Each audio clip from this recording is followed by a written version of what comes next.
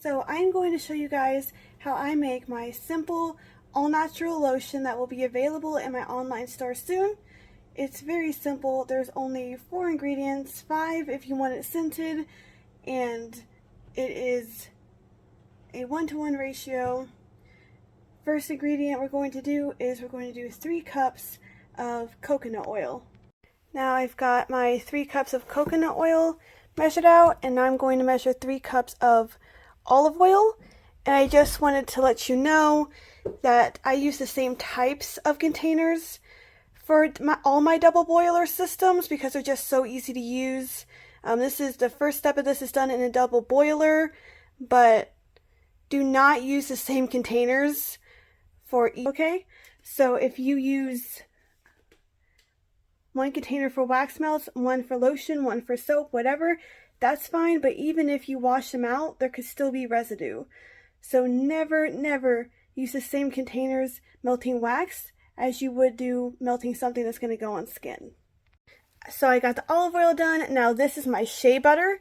I buy it from Bulk Apothecary, and I buy it 45 pounds at a time because I use it for both all natural lotion and the all natural soap that I make. If you're just starting out, obviously I wouldn't buy 45 pounds as of yet, but for me it makes it cheaper ultimately, and it's pretty nice. So next I use 3 cups of cocoa butter. I also buy this at Apothecary, but I buy it for I buy it 7 pounds instead of the big one because I don't use it as much. This is my least favorite thing to work with because it comes in a hardened chunk.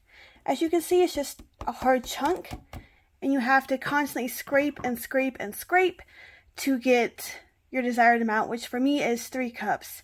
I think the last time I did this, it took me like over 20 minutes just to get 3 cups of this stuff. It is not fun to work with at all, and if anyone who has worked with cocoa butter has a better method for getting it out and usable, please let me know. I would very much appreciate any advice on this. But so far, all I've found is just scraping and scraping and scraping. Now that I have all my fats measured out, I have it in a double boiler system. So basically I filled my pot up to about 1/4 to 1/3 of the way with water. I'm letting that boil, and as it's boiling, the fats are melting down inside the top container right there. So here are all my fats melting down, and then we will have to refrigerate them for about 7 hours to solidify them. So all the fats are melted down, and then I let it cool off a bit, and I poured it into this mixing bowl. Now this mixing bowl is going to go into the refrigerator again for about 6-7 hours ish, and then it will be firm enough to be kind of solid, but you should be able to press your finger through it all the way down. So I will show you what that looks like when it is time, but yeah, this is going in the refrigerator. So now the lotion is at the correct consistency. As you can see, it's hard on top. When you stick a finger in, it's hard till about 1/3 of the way down, and then it's a little bit more liquid still. This allows it to be mixed, but you should really have like 1/3 of it mostly solid, a little bit less than 1/3 liquid, and 1/3 of it solid again. Now what I'm going to do is I'm just going to take a regular hand mixer and whip it for about 5 minutes, and then I will add my essential oils, and then I'll whip it for another 5 minutes. So I've been whipping it for 5 minutes, and this is what it looks like. It's kind of light and fluffy, and I'm going to put in this organic lavender essential oil in. I use no more than 1.5 teaspoons, and that is absolutely plenty for this big huge bowl.